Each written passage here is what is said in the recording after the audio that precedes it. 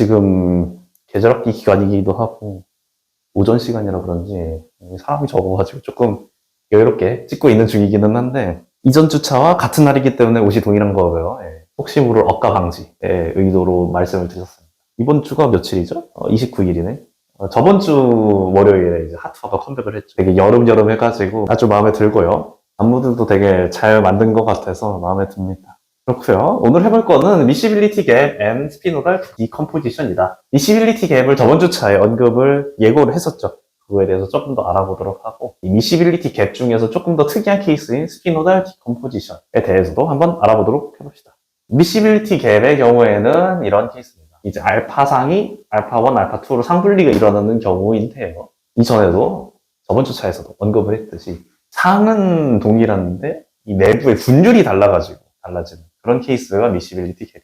그래프는 이렇게 나타납니다. 이게 페이즈 다이어그램이고요. 여기 보면은 요렇게 이상한 반원 형태의 친구가 나타나죠. 이 친구가 왜 나타나는지에 대해서 알아볼 겁니다. 그래서 언급했듯이 커먼 탄젠트를 잘 찾아내야 되고요. 여기서처럼. 미시빌리티 갭이 나타나려면은 여기에 있는 T4 케이스처럼 T4에서부터 이 반원으로 나타났어요. GS, 솔리드 커브의 플럭추에이션이 생겨야 됩니다. 이 몇 차 함수지? 4차 함수의 형태의 음악 소리가 들리는데 4차 함수 형태의 이런 그래프를 가져야 합니다. 뭐 4차 함수는 아니지만요. 델타 H 믹스가 0보다 크기 때문에 솔리드의 솔루빌리티가 0보다 커서 이러한 원프를 가지는 구순을 가져야만 알파1 플러스 알파2의 페이스가 나타나지기 때문에 가능해집니다.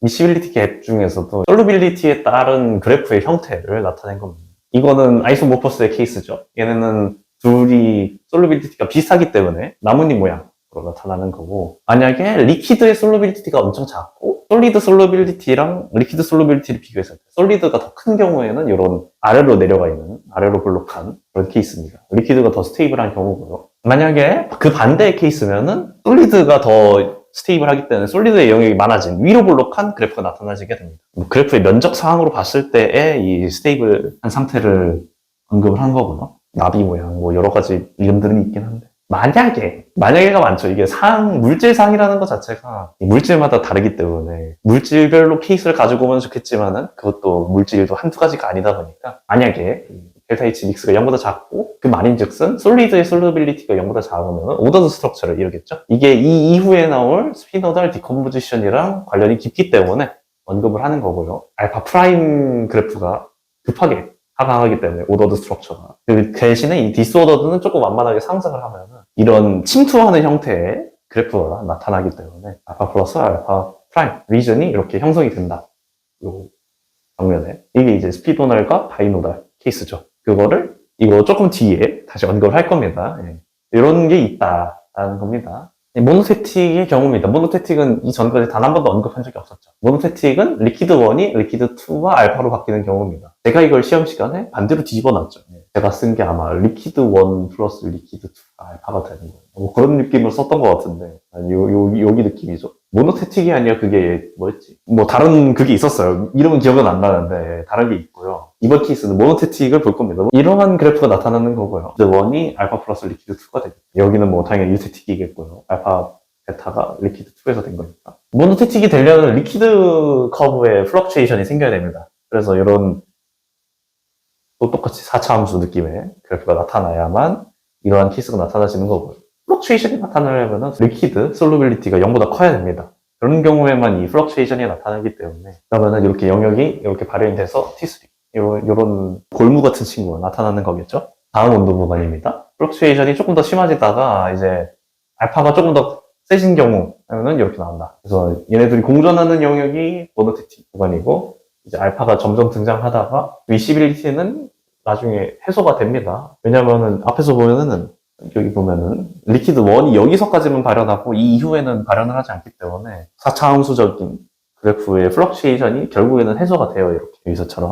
여기는 뭐 온도 계속 내리고 있고 유테틱 템플릿처럼 더 내리면은 뭐 이렇게만 남는다. 지금까지 주구장창 해왔었던 페이스 다이어그램에 대한 이해를 쓰면은 알 수 있는 영역이겠죠. 다음은 스피노달 디컴포지션입니다. 제가 써놨지만은 미시빌리티 갭이 있는 클러스터링하는 솔리드 솔루션의 케이스에서 나타납니다. 아까 봤듯이 그 침투하는 그 그래프 있었잖아요. 그 친구가 페이즈 다이어그램이죠. T랑 조성이니까. 그걸 이제 G 커브로 바꾸면은 이렇게 나오는 거고요. 4차 함수적인 면이 나와야 미시빌리티 캡이 나온다 했잖아요. 4차 함수가 이렇게 나오고 G 커브를 미분하고 두 번 미분합니다. 두 번 미분하면은 여기 영역을 보면은 얘는 마이너스고 얘는 플러스겠죠. 그렇기 때문에 이 마이너스인 영역은 어필 디퓨전이라고 해서 이 다음 장에 나올 겁니다. 이 다음 장에 나오는 건데 케미컬 포텐셜에 의한 디퓨전 확산을 하게 됩니다. 확산을 보통 이 용질이 많은 데서 적은 데로 이동한다라고 생각을 하는데 확산이라는 것 자체가 케미컬 포텐셜이 높은 데서 낮은 데로 이동하는 거기 때문에 그 중에 하나의 파라미터 중에 하나가 용질의 양인 거고 어필 디퓨전의 경우에는 용질의 양이 바뀌어 있는 용질이 낮은 데서 높은 데로 디퓨전이 일어나는 경우입니다. 이 케이스가 케미컬 포텐셜에 의해서 나타나는 거기 때문에 우리가 일반적으로 알고 있는 방향이랑은 다르죠. 다운힐 디퓨전이 우리가 알고 있는 방향입니다. 우리가 알고 있는 그 용질이 높은 데서 낮은 데로 내려가는 확산의 경우가 다운힐 디퓨전이다.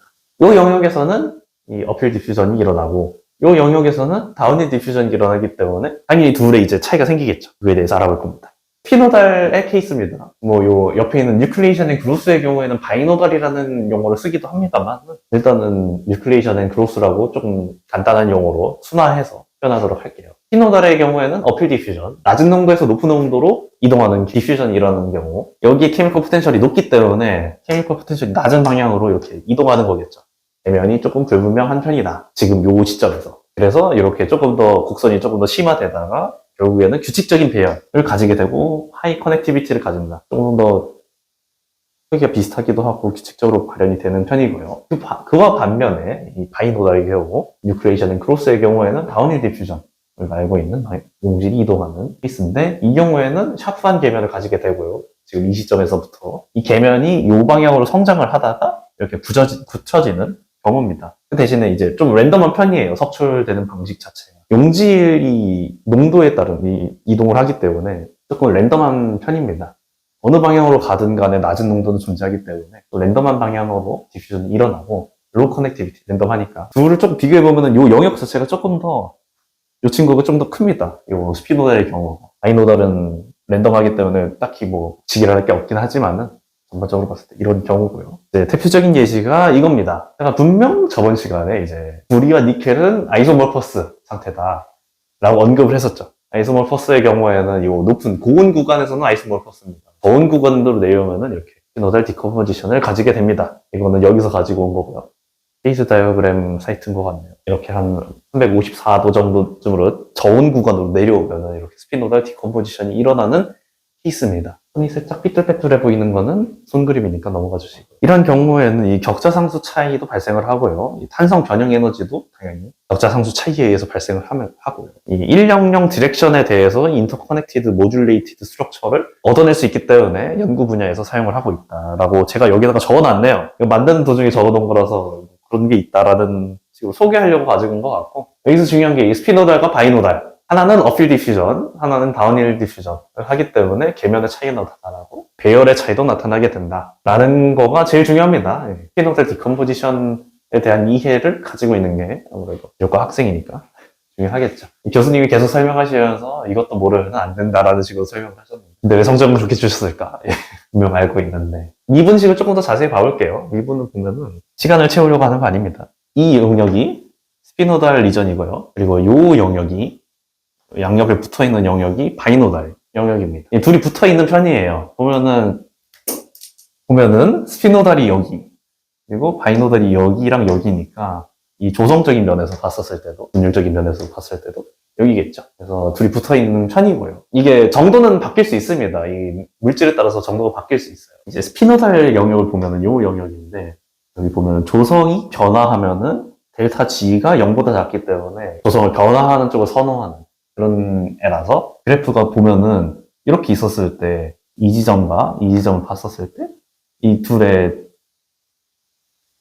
조선 델타 G가 좀 더 작기 때문에 이렇게 내려오려는 경향성을 가진다. 그래서 어필 디퓨전이 그래서 일어나는 거고요. 케미컬 포텐셜의 차이에 의해서 나타나는 거고 바이노달 영역을 상대로 보면은 요 영역이죠. 이 지점과 이 지점을 비교해 보면은 이 교선이 더 올라가는 경향성을 가지죠. 그렇기 때문에 다운힐 디퓨전이 일어나가지고 아래로 내려버리려는 경향성을 가지게 됩니다. 그러니까 포텐셜로도 설명할 수 있지만 이 GX 그래프를 가지고도 설명해낼 수 있다. 왜냐면 누누이 말했듯이 커먼 탄젠트를 그어려가지고 절편이 케미컬 포텐셜이었기 때문에 케미컬 포텐셜의 변화에 따른 설명도 GX 커브를 통해서 알아낼 수 있다. 미분을 하면은 이 영역이 이제 마이너스 영역이고 이 영역이 플러스 영역이죠. 이 두 번 미분한 게 이 디퓨전 방향을 나타내지는 간단하죠? 네. 피노달 디컴포지션에 대한 이해도 알고 있으면 좋다. 오늘은 여기까지 하고 이제 다음 시간에는 페이즈 트랜스포메이션에 대한 조금 더 자세한 내용들을 다뤄볼 예정입니다. 페이즈 트랜스포메이션도 여러 가지 내용들이 들어가 있기 때문에 그거에 대해서도 한번 알아보면 좋지 않을까라는 생각을 가지고 있습니다. 오늘은 여기까지 하고 만들어 놓은 거 2개 남았죠? 또 이따가 더 만들 것 같은데 나중에. 그러면 진짜로 다음 시간에 다시 뵙도록 하겠습니다.